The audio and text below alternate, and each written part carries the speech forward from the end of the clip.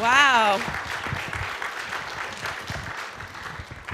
I just want to take a quick moment to acknowledge how awesome it is that the last two candidates who blessed this microphone were women.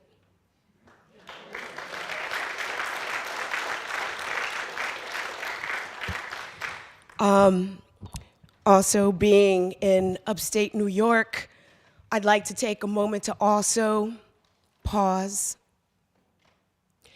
honor our ancestors, especially with New York State being a very important part of the Underground Railroad.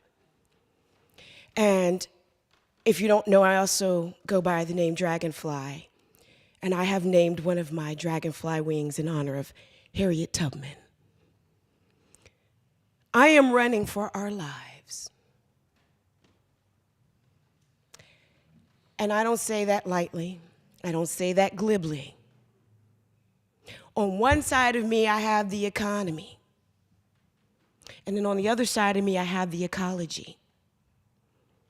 As a woman of color, as a working class woman of color, as a working class woman of color whose father was career military, and as a working class woman of color from a military family with $41,000 in student loan debt. If you can look past my skin, you will probably find that I really truly represent each and every one of you. At some point, something that you are going through that is a matter of life and death intersects with my body. And in the middle of the ecology and economy, somewhere in the middle of that is where justice lies.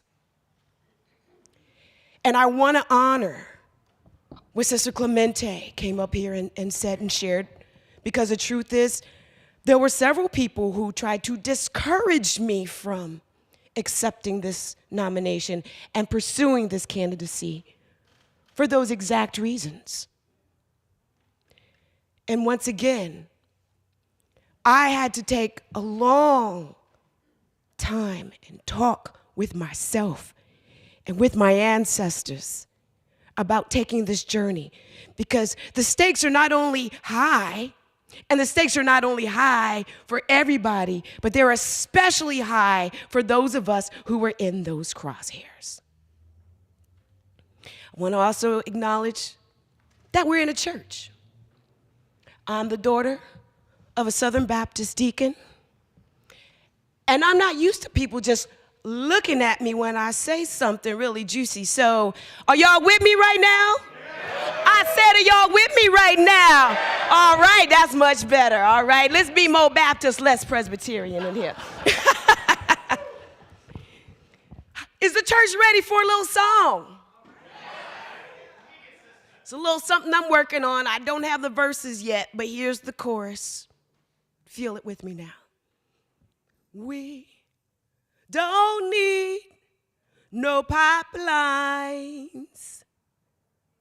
We don't need no pipelines. What do we need? All we need is the sunshine, and everything will turn out fine. We don't need no pipelines. Now, raise your hand if the first thing that came to your mind were the gas pipelines coming through New York State. Thank you. Show of hands if a different pipeline came into your mind. See? And I think that right there is what is the core of the issue. We get so comfortable in our own selves, our own issues. We not only have blind spots, and we don't mean to, but we tend to have polka dots, and polka dots are cute. But there's two pipelines that are intersecting. There's also the school to prison pipeline. And somebody else hears those lyrics, and that's the matter of life and death that is the most pressing to them. And maybe the Green Party will unite and bring in more people of color, if they understand that you can't just care about what happens in your own backyard. You can't just care about the environment when you've had generations of people standing up about the environment and racism and how they intersect. So, in honor of what Jill and Rosa said, no isms or schisms have ever conquered the system. Mend a bridge and lend a hand before it all hits the fan. My name is Robin Laverne Wilson. I'm also known as Dragonfly.